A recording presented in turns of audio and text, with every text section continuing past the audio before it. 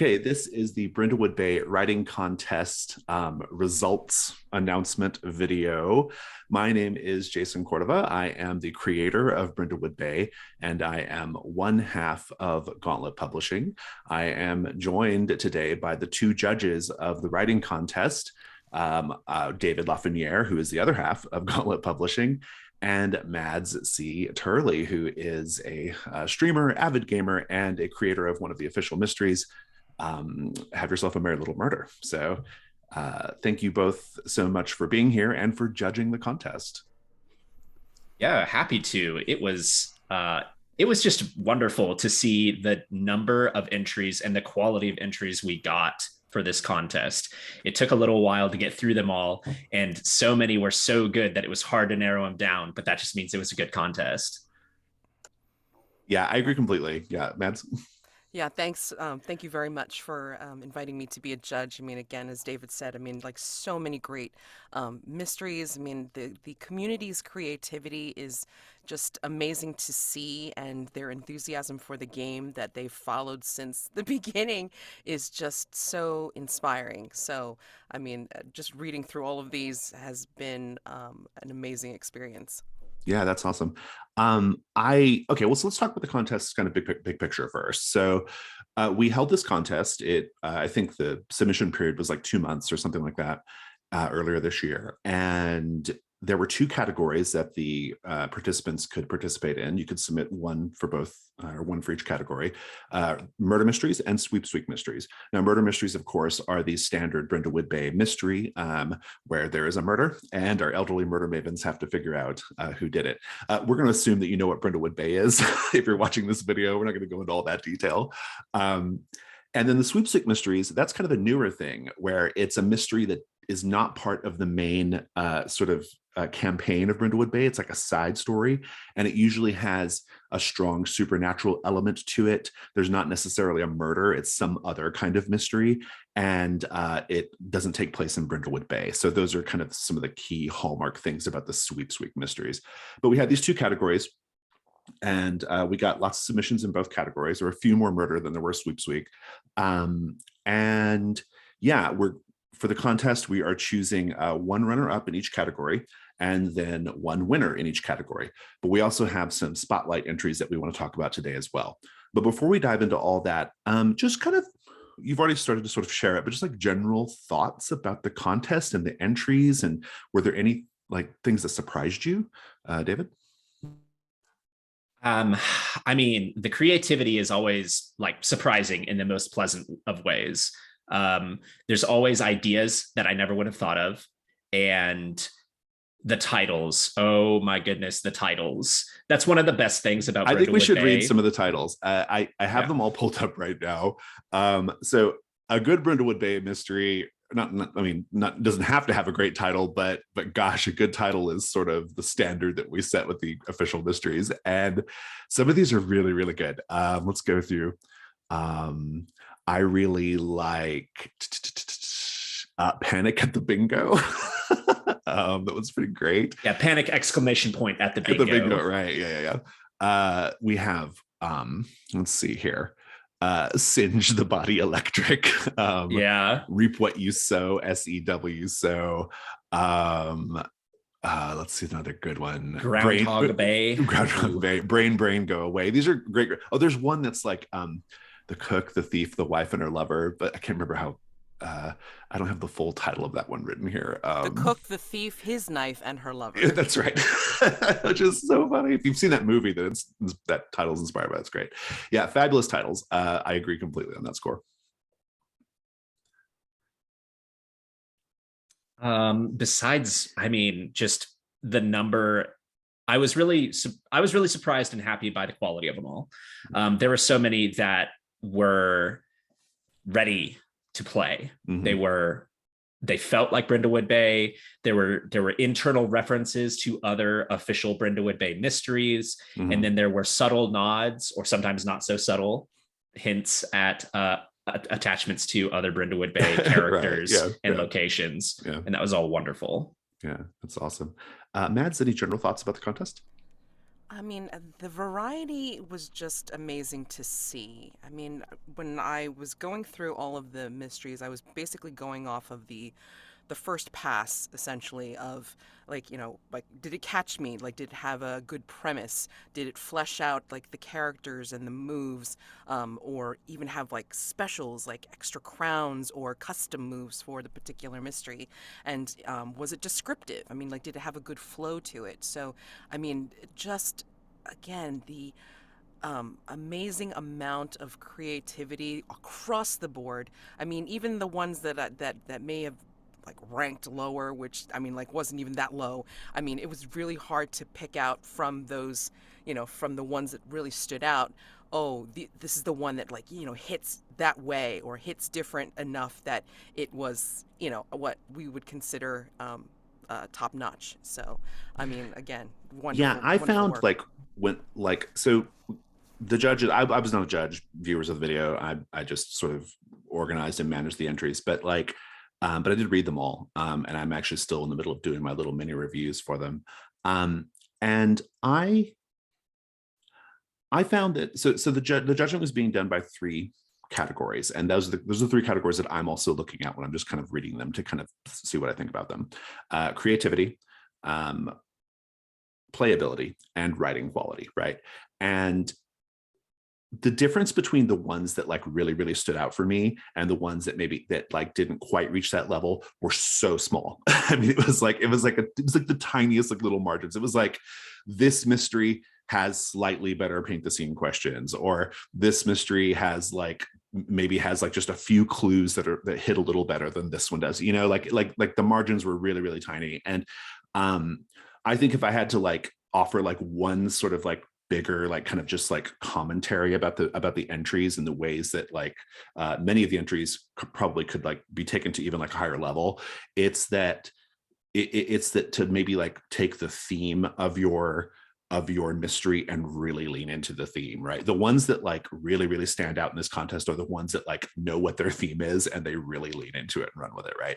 um I was really struck, something I did not expect to happen from the contest, but in hindsight makes a lot of sense, is I was really struck by how many entries play with genre.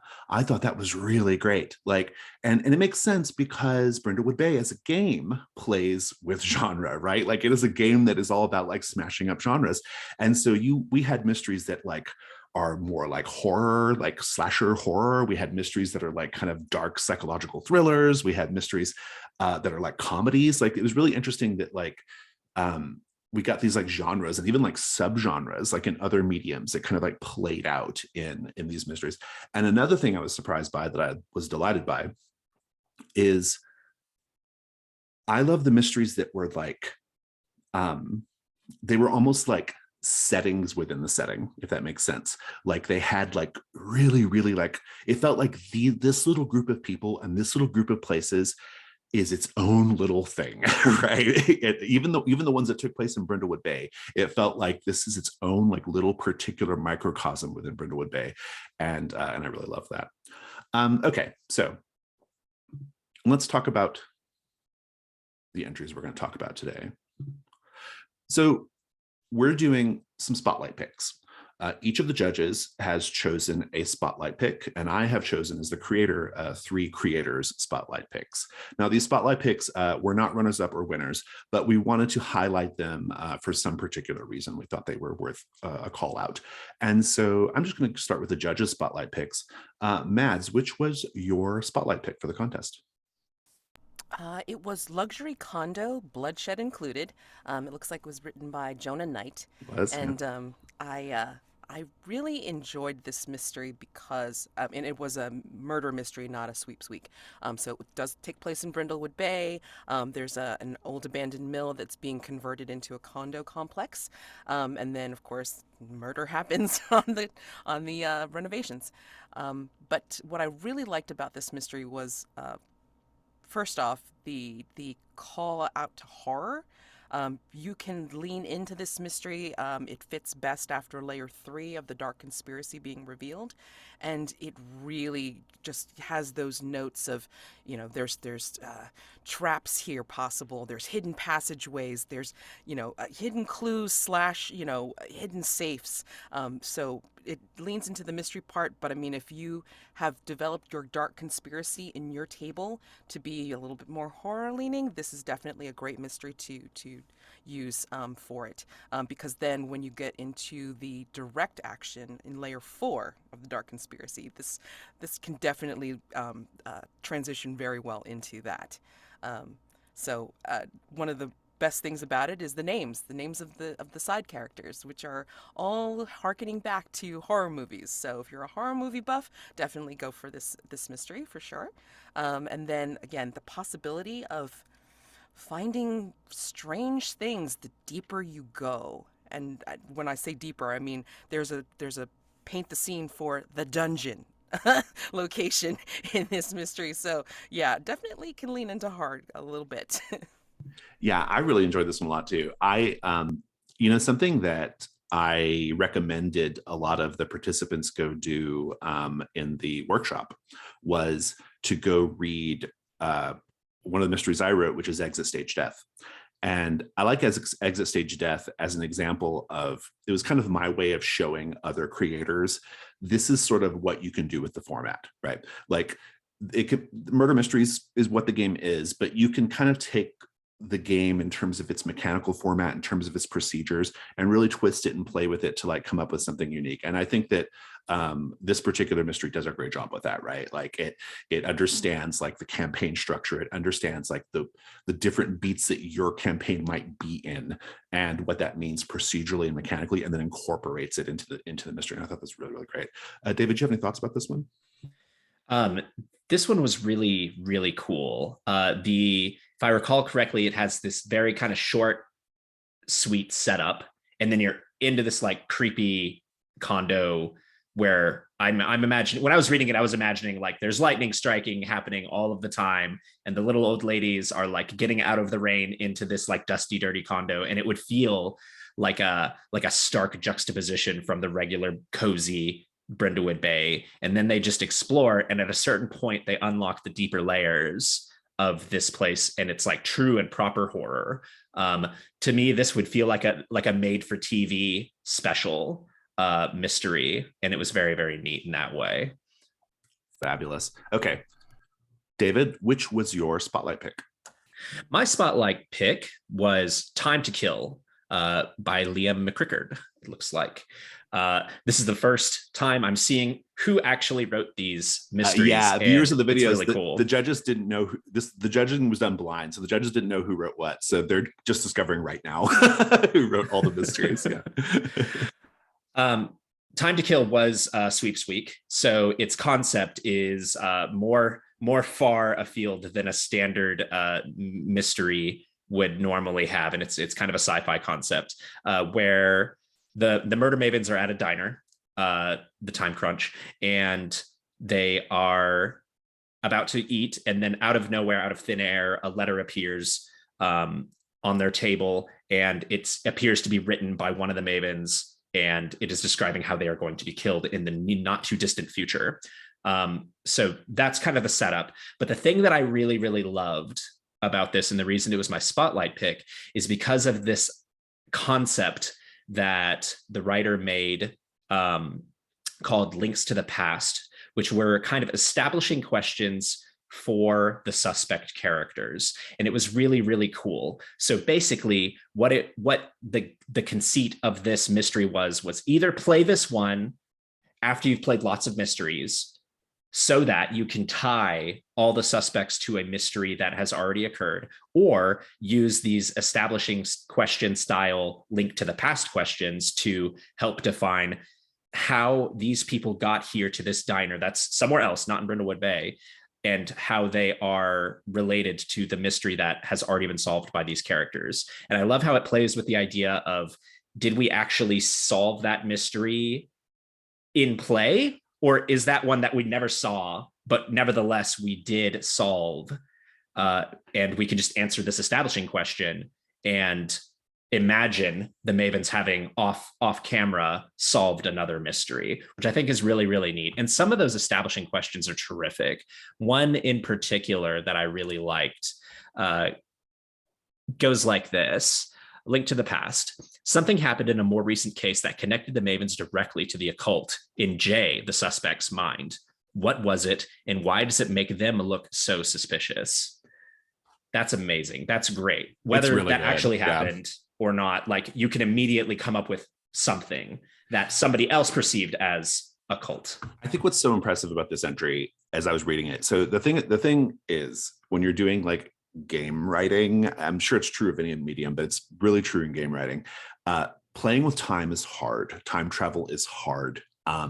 It's really easy to run into spots where it feels incongruent or where it just kind of breaks down fictionally and narratively, right? And you have this extra challenge as a creator to like make sure that the players can reach like consistently, dependably reach a certain result, right? It's very hard to do. In the between contest that we ran, I believe it was one of the finalists. I don't recall exactly where it placed, but one of the mysteries from there, which is now an official mystery, Mean Times in Greenwich, played with time in the same way, right? And so yeah, I think that Liam really like was pretty successful with this. I mean, like, because you have the extra complication in Brindlewood Bay where the structure is intentionally pretty slim. You don't have a lot of room to like talk about your aims and intentions, right? You have to make it all work within this structure. And so it was pretty impressive. Matt, do you have any thoughts on this one? Yeah, I mean, I had tagged on to the same link to the past that David did, but the next one that I had tagged on to was Rock was once a Brindlewood Bay resident, one who was murdered. The Maven solved its murder, and when it came back from a work sabbatical to not only find out everyone thought it was dead, but it also had allegedly never even left for the trip.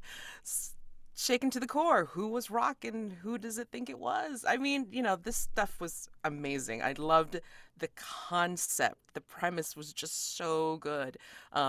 And again, I didn't think of the other angle where, like, they could make it up if they hadn't quite gotten to as many mysteries to be able to link everybody to the past. But that, I mean, again, a different way to play. So a lot of the playability for these mysteries that we're spotlighting, or saying that are runners up and winners, the creativity to work within the mechanics is just wonderful. When you have that space in the sweeps week, right? I mean, in the murder mystery, you're much more limited in terms of like how you can kind of stretch and play with it. And I think that there's good and bad to both, or both approaches have a place, right? Like with a murder mystery, we know how that works at the table, and we know how to reach that point. And so I think the people who were doing murder mysteries, when they were trying to like stretch their legs a little bit in terms of like creating something unique, they have like much more like you can have much more glaring playability problems. And so it's just a thing to be mindful of. With the sweepstake mystery, you have a lot more room to sort of like spread your wings and kind of do what you want. But on the flip side of that, I think that there's also a certain like advantage to like being limited and penned in some way, and so as a design exercise, it's really interesting to see what people did, what they attempted, and kind of how they did it. I'll also point out that I actually just finished playing a short series of Brindlewood Bay with Liam, and so I was really happy to see their mystery get highlighted, because they're a lot of fun to play with. Okay, I have 3 spotlight picks as the creator of Brindlewood Bay. I'm going to start with Blood and Black Gloves by Sarah Bowling. This one, hold on, I need a cough. Sorry. This one's about like a sort of dark mirror version of Robin Masterson who comes to Brindlewood Bay, and the Mavens kind of get caught up in this like mystery. I can't remember who gets killed in that one, but they get caught up in this mystery involving this like sort of like dark mirror Robin Masterson. She's this author who writes mystery books, but they have a much more like dark, seductive, like sexual like vibe, as opposed to like the globe trotting like kind of Amanda Delacorte mode. And what I really love about this mystery, going back to what I said at the beginning of the recording about how people were like sort of playing with genre and like inserting genre into Brindlewood Bay, this one really does that. The references to David Lynch films are there in the mystery, but also it just reads like it. Like you're reading it, and it truly feels like the Mavens are like kind of elderly David Lynch heroines roaming around this like seedy underbelly version of Brindlewood Bay, where everyone is like surreal and seductive, and there's like psychological thriller and horror elements and dream elements. It just landed really, really good for me. As I was reading it, I was like, you know what? If you're gonna like do a high concept like that, you have to execute it. And I think Sarah really did. Like it really, really comes off like great. And something about this one that really stuck out to me, which Sarah had no notion of, but occurs to me in hindsight, is the new Maven moves that we're writing for the book, for the Kickstarter edition of the book, are particularly well suited to this mystery, because the new Maven moves are all about like exploring tropes of genre. So you have like the noir tropes, and you have the the sort of like like Silence of the Lambs, like psychological thriller tropes, and like those moves would fit so nicely into this particular mystery. Just a little observation, but yeah, I really love this one. It's, to me, it was such a great example of like having a high concept and then just like nailing it at every level. Yeah, really, really great. Did you guys have any thoughts on this one? I had some notes again. I did first pass on everything and then tried to include as many notes as I could. And the two notes that I had was that it just had this wonderful international feel to it, and it was very cinematic. So I mean, I could see this being played, and then like not just as an episode, but as a like a mini TV movie made for original, that kind of thing. Yeah, David, do you have any thoughts on this one? Yes, this one made my short list. I really loved this one as well.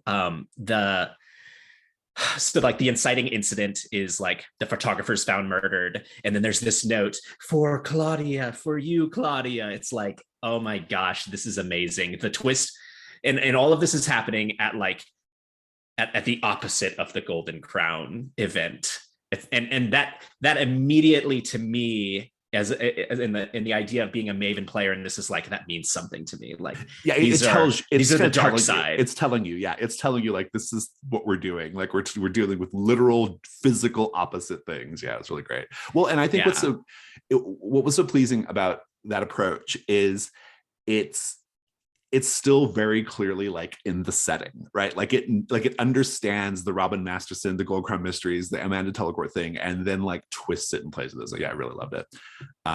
Sorry, I kind of cut you off, David. Is there anything you want to say?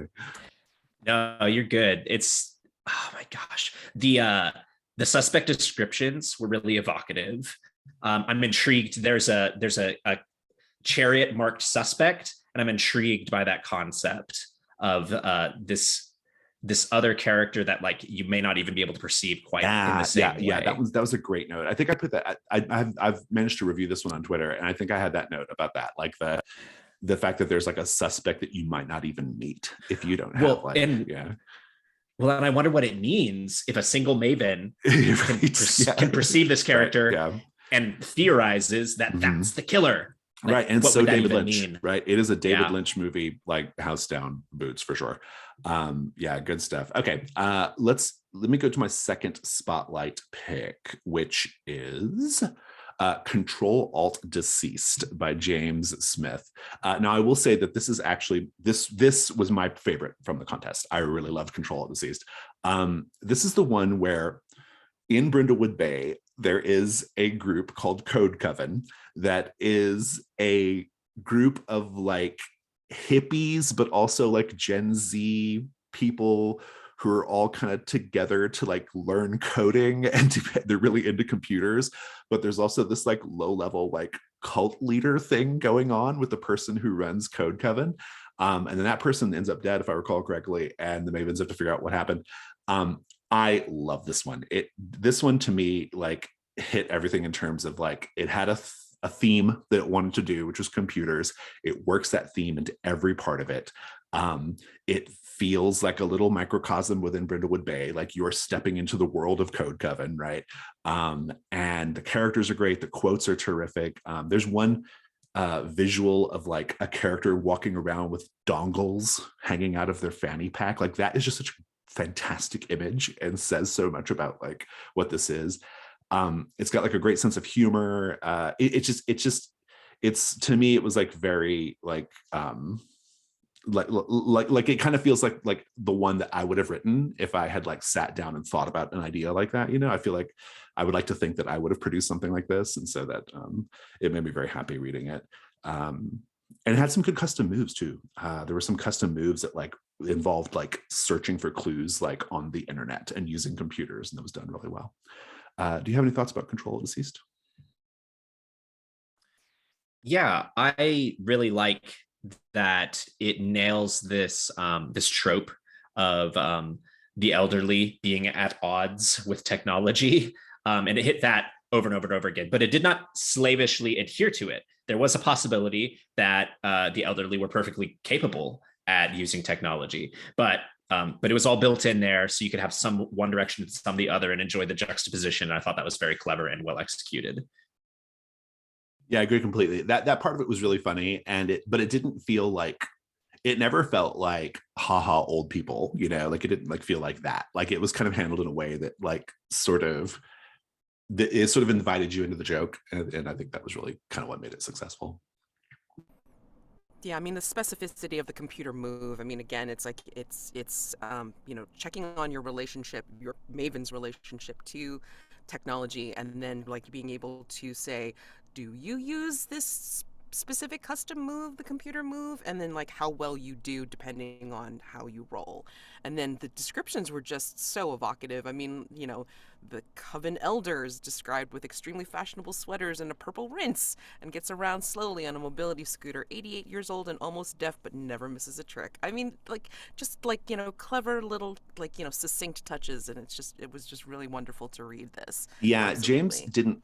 didn't waste any space. Like every line is doing the work of telling you what this setting is, telling you what the mystery is, telling you who these characters are.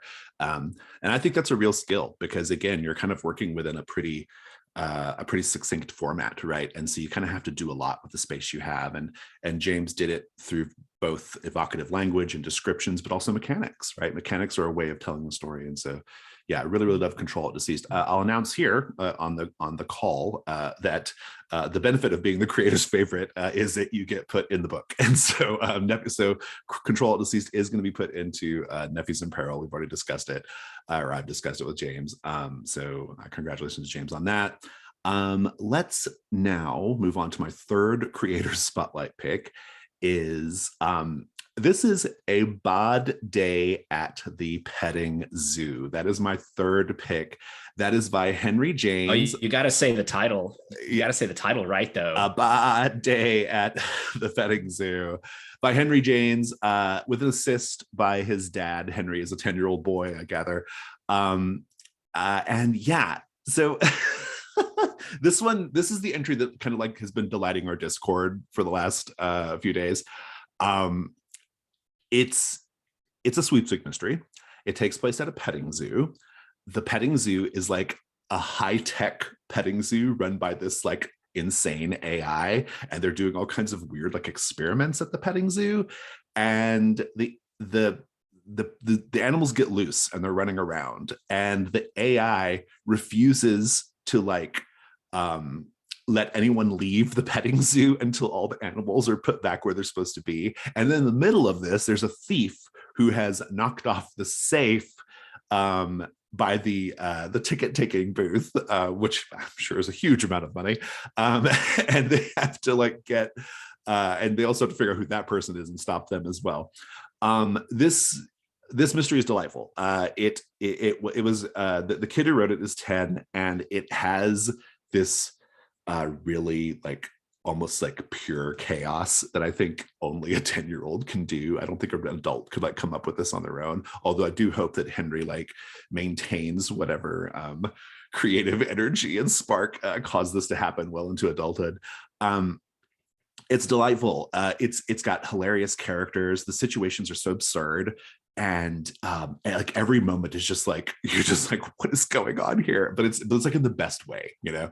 And I actually think it holds together pretty well as a mystery too. It's actually missing a couple of sweepstakes elements, but you know, whatever. It's still really, really good, you know. Just so many fun things. I love the Wasabi Brothers. There's two characters called the Wasabi Brothers who are like freaking hilarious. There's just lots of little details. Like, let me pull one of them up. There's a couple that I really, really like. I gotta find this. Sorry, this is the disadvantage of doing it live instead. While you're doing that, can I pull on one of them? Because oh yeah, please do. Yeah, I love the former mentor of Dr. Mari, the owner of the traditional petting zoo, yeah. Town. And the quote is delightful. So good. Yeah, the quote. It was my idea to create pygmy goats that smell like French fries, but I never went to college, so I don't know how to make that happen. So, it's a great quote. I laughed out loud when I read that quote. It made me laugh so hard. I like the Wasabi Brother quote. Because he says, so it's two brothers, Tom and Jason. And we're told earlier, by the way, that Jason at 6'8" is the second tallest person working at the petting zoo. Tom goes, people say that Jason and I are like Mario and Luigi. I'm the Mario, obviously. Like, what the fuck does that even mean? But it's so good. It's really fun. I was just laughing and smiling the whole time.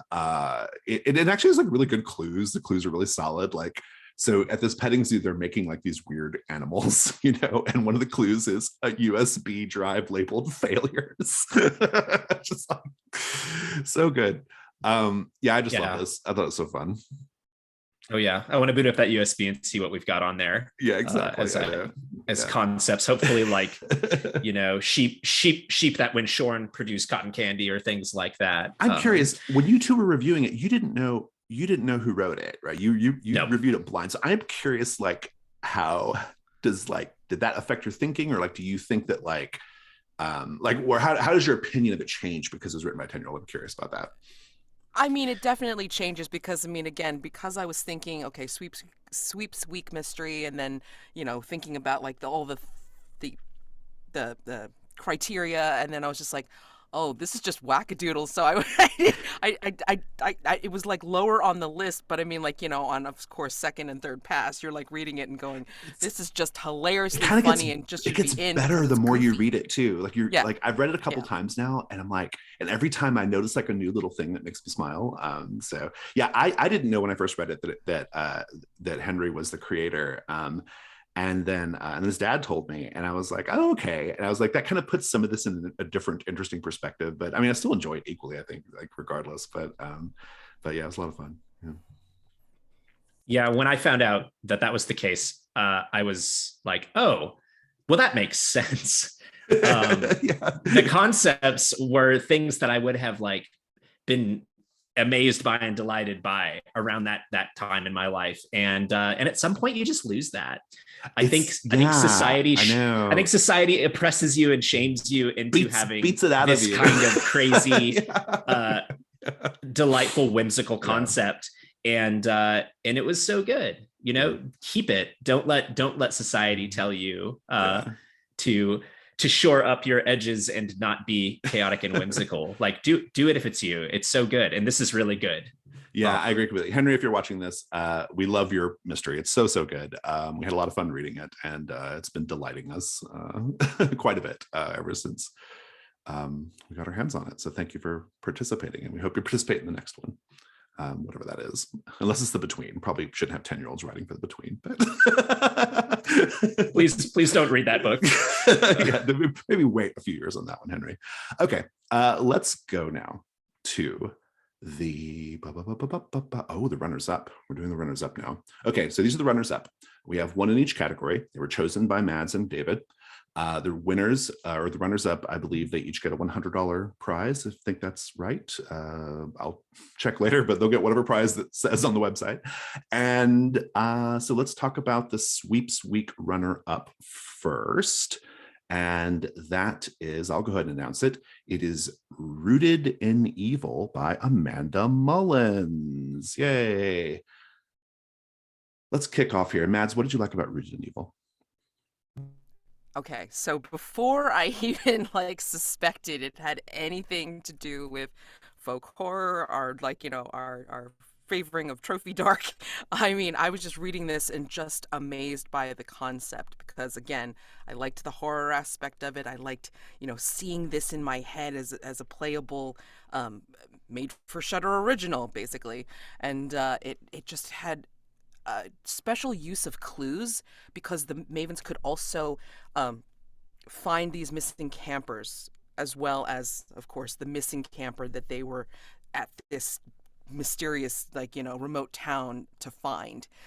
So it had like just different layers on it, aside from the horror, and it was just a really great read. And descriptions were very well done, and the quotes were also very good as well. But again, that layering of the mystery and itself, as well as the special moves to be able to find the campers within the mystery. I mean, you were talking about microcosm earlier. I mean, this had it, and it had different depth to it. So, I mean, this was a very good one for sure. Yeah, David? This one was very clever, and it's particularly clever to write it and submit it to a Gauntlet Publishing official contest because it is using the ideas and concepts and kind of spoofing or homaging trophy. Like it's through and through Part of it does, making yeah, a trophy thing yeah. happen. Like certain parts of it, you are going into a forest that is making trophies of these people, and you're trying to rescue them out of that situation. I love it, and I had to think about it. I had to play it in my mind a couple times to be like, does this submission of rescuing campers work? Does it work in Brindlewood Bay? And after a couple of like kind of internal in my head playthroughs, I thought, yes, this will work. Which is always a risk when you're going to try a new concept like that. It's always a risk that perhaps somebody would think it wouldn't work, but I think this does. And I loved that sub mystery thing as it would occur. I loved the characters, and talking about trophy, I love Brother Root in particular and his quote, which is like lifted right out of the trophy book. The forest is not merciful. The folly of the damned who seek but mere trophies. Woe to those condemned to unenlightenment, to those unfit to receive deliverance. Ruin will reign upon those doomed beings. Ruin so absolute, even a bargain with the devil will not save them. The forest is hungry, and the souls of outsiders are weak to it.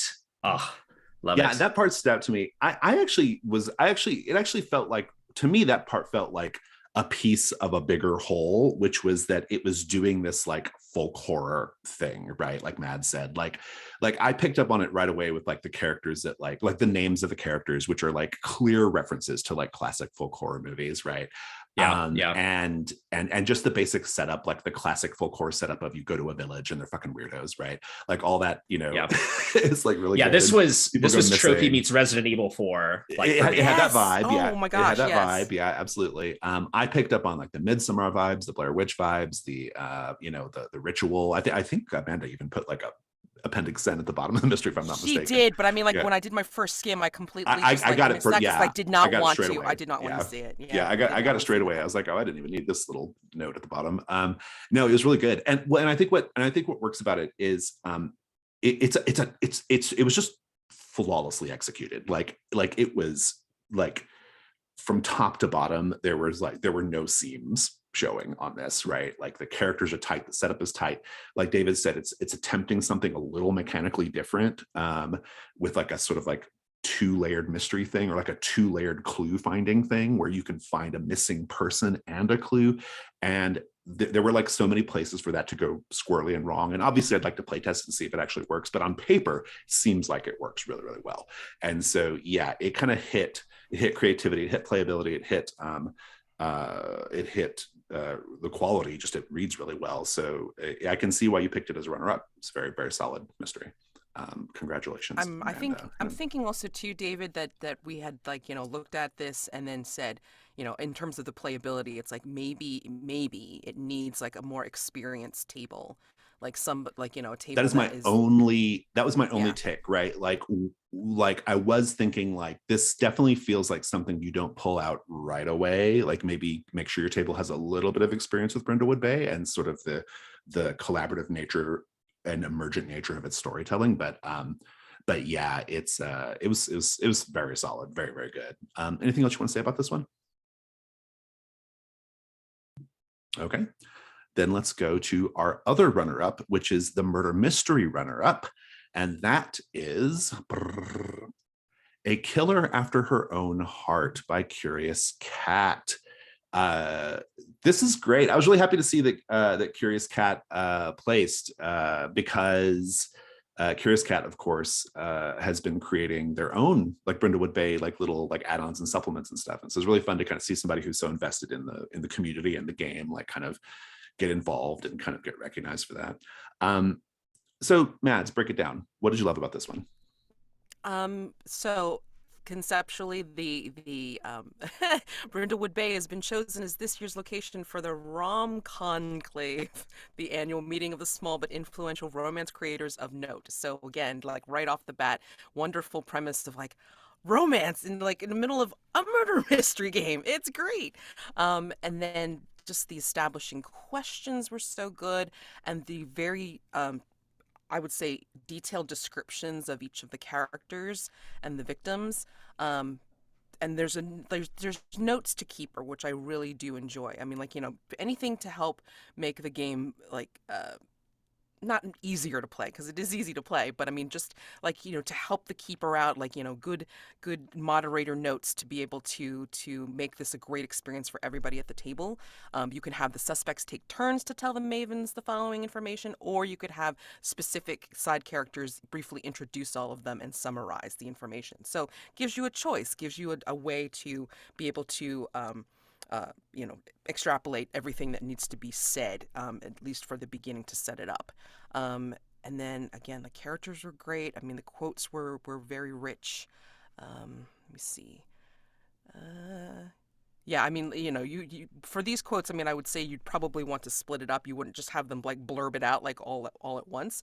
But I mean, it gives a great body to the character, like when you do split it up and then paint the scene. And I also liked the fact that there were a special keeper reaction cut to romance. That was like one of the That's best the things best ever. part of So it. Yeah, yeah. yeah, so cut to commercial we have in Brindlewood Bay, but this one is specifically for speaking to the romance trope.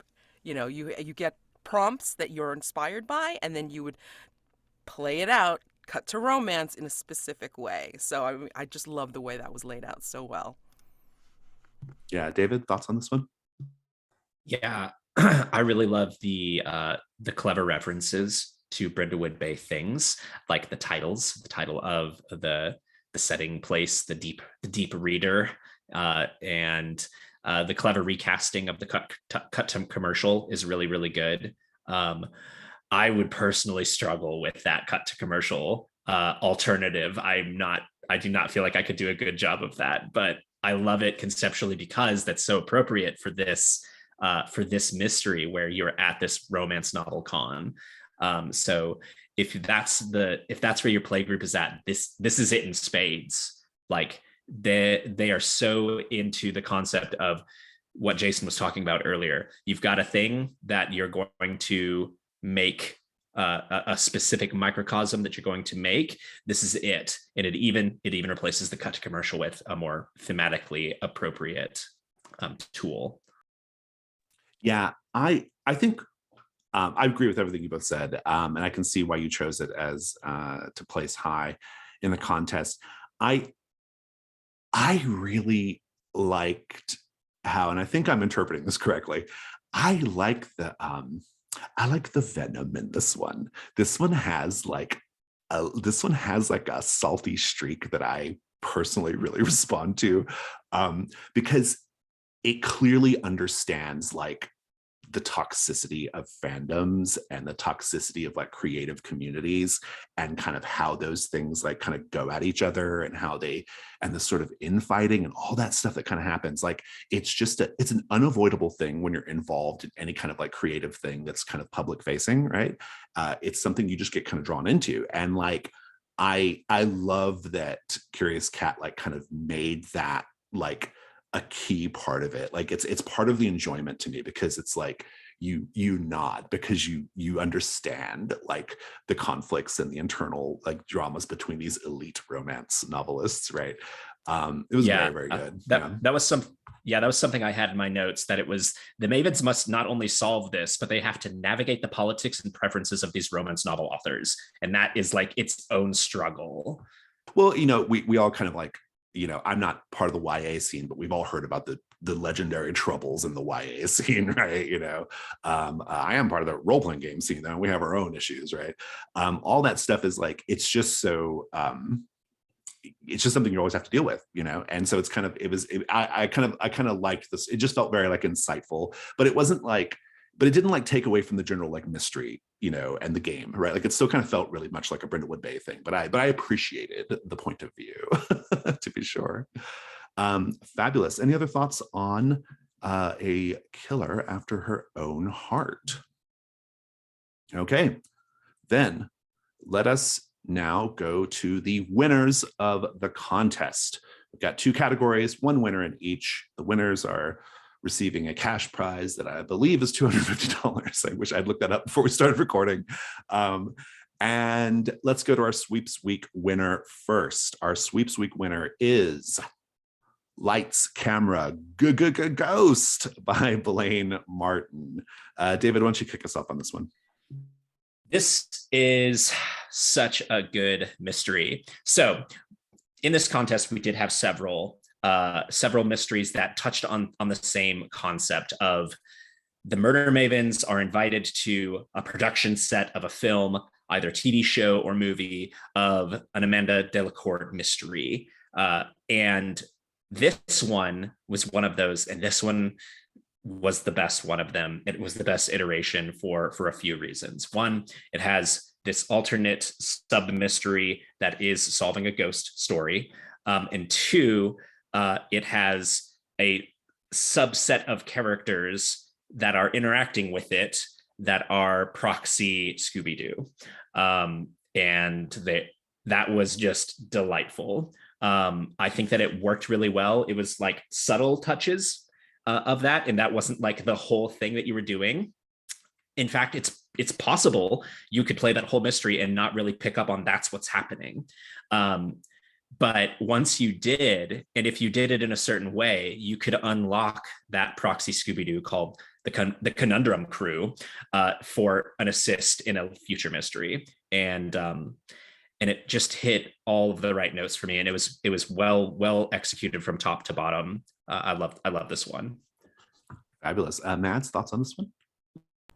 Yeah, the writing was so good. I mean, between the characters and the locations, and then the again, as David said, the sub mystery like that you can solve, and then that gets you also another reward if you do so. So, I mean, just the idea that there's like special little touches to this mystery that add to its overall feel, and it just feels very much like a good sweeps week for the mavens. There's a crown like specific to this, crown of the silver screen, and then like those descriptors are really good too. And some of the clues are very well written as well. A gunshot wound on the leading man that continued to ooze blood even after he died. It's like, oh gosh, So again, just the details, the premise, the playability, and as David said, I mean, like depending on how you play this, I mean, you could get some help later on in a different mystery with the Conundrum Crew, or maybe not. Maybe you don't play it that way, and then it's like it'll come out different every time, I'm sure, with every table. So again, the playability factor, and then the writing was very good. So yeah, we really enjoyed this. I think reading this, and then as well as thinking of how it met the criteria. Yeah, when I was reading it, it was another one of those, like, I just kind of was just delighted by it. Like there's at a certain point, even like setting the criteria aside, you are like, just like, which one makes me very happy, which one delights me, which one is like, there's that part of it as well. And I think that this one really, really nails it. I was actually really happy to see a mystery in this flavor because Brindlewood Bay and Scooby-Doo are only like a few chromosomes away from each other, right? Like in terms of like what they are and their setting and stuff. I'm actually really surprised we haven't had like a good like Scooby-Doo hack of Brindlewood Bay yet, or if it's out there, I'm not aware of it. But I know some people were kind of working on a thing, but it just feels like such a slam dunk idea. But this mystery, I was happy to see it for that reason. I was also really happy to see that if Blaine did well. Blaine, if it's the Blaine Martin I'm thinking of, Blaine is the co-creator of You Are Not Alone, which is a really terrific horror actual play RPG podcast. And so I recommend people go look that up. This is good. Big delight. Anything else we want to say about Lights, Camera, Ghost? All right, then let's go to our last winner, our second winner, the murder mystery winner, which is A Night to Remember by Ben Bisogno. All right, Mads, tell us about A Night to Remember. So much stuff with this. You're going to start with the microcosm of the Vinland Medieval Fair. So you have the possibility of participating in the fair itself, and then you get diamonds marked off to be able to have access to a custom move, and then you have establishing questions for the features of the fair, and then you have, well, it opens with a poem, which is always fun. I mean, I'm just going to read the first paragraph. Well met, Brindle folk, here, at last we've come, ye old Vinland fair, to grant thee merriment another year. It's beautiful. I mean, like, the writing is just so good. And then it has a mystery specific cut to commercial prompts. The suspects are very well lined out. The festivities, I guess the locations are just so good. And then there's special rules even for each of the locations. So there's just so much to be directed to for this.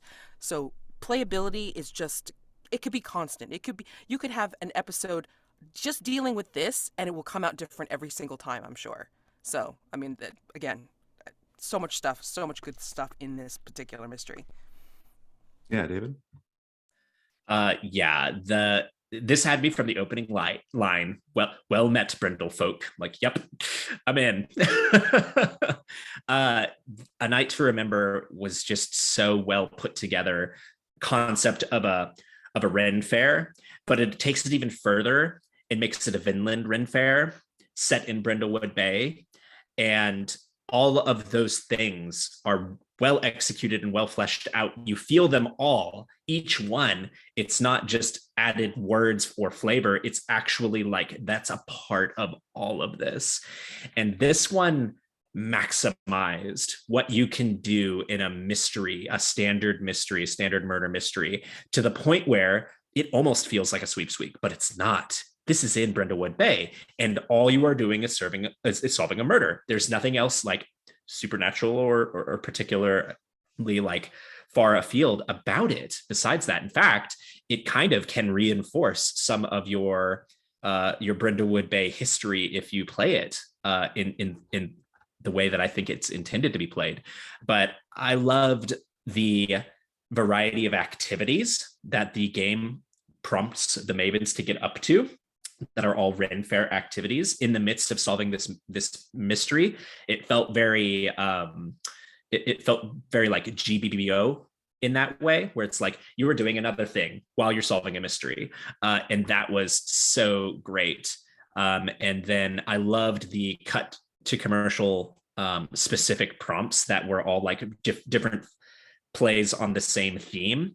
I thought some of them were just hilarious. I love the coming back to raccoon things. There is a character that has a nearly domesticated raccoon. That's a horrifying concept. And then there's like a later on commercial prompt, if you want to double down on that, where you can You can have a commercial for Raccoon, Raccoon, Raccoon, a cafe where you can pet raccoons while you sip.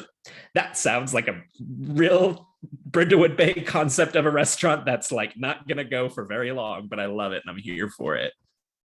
I love this one. This one's exquisite. It is the writing is exceptional. The just the sort of like, it's such a fully realized space. Like you walk into this Ren Fair and you are cut off from the world. You are in this Ren Fair and its rhythms and its things to do, its activities, its people, its lore. It has its own like little lore.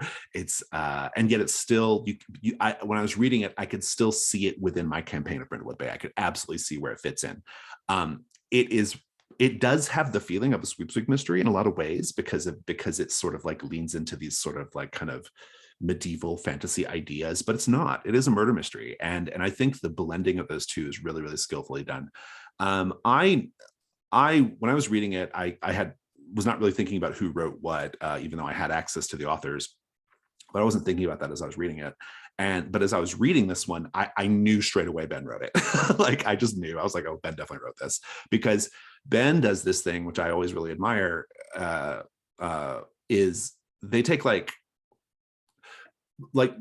there's a way to understand these scenarios and how they work in play and how the game functions mechanically, and then writing to that, but not just like writing to satisfy like a basic playability idea, but also writing to take advantage of it, right? Like, how do I take advantage of the mechanics of the game and the elements of the game to create something wholly new? And that's something Ben is very, very good at. Okay, all of the Mavens have this, they all have this shared thing on their character sheet in the Crown of the Void. Well, I'm going to play with that and put that into the mystery. Cut to commercial, various little things. Like I'm going to play with all the little parts and I'm going to give the keeper things to play with. And so if I was running this, I would feel very well supported as a keeper. Like I would feel very well supported to like accomplish this particular vision of like how the mystery should go. And it's just really well written.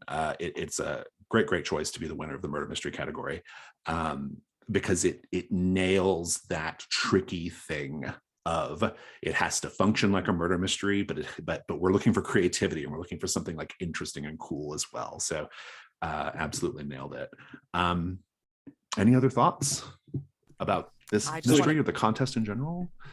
I just wanted to call to attention to the fact that this mystery, again, as you say, like is not only built for playability, but it's also like, calling to the mechanics, because again, layers of layers where you have also the festivities / locations where it's like you can just stop at the paint the scene, but no, you have a direct to the Maven that has a specific void crown marked. I mean, if you have that in your game, if they're up to that level, then you have an extra layer for this, and it's just wonderful to keep everybody engaged and then really dig them deep into what's going on. So, I mean, again, so wonderful and so beautiful to see in this particular mystery. Yeah, I loved it.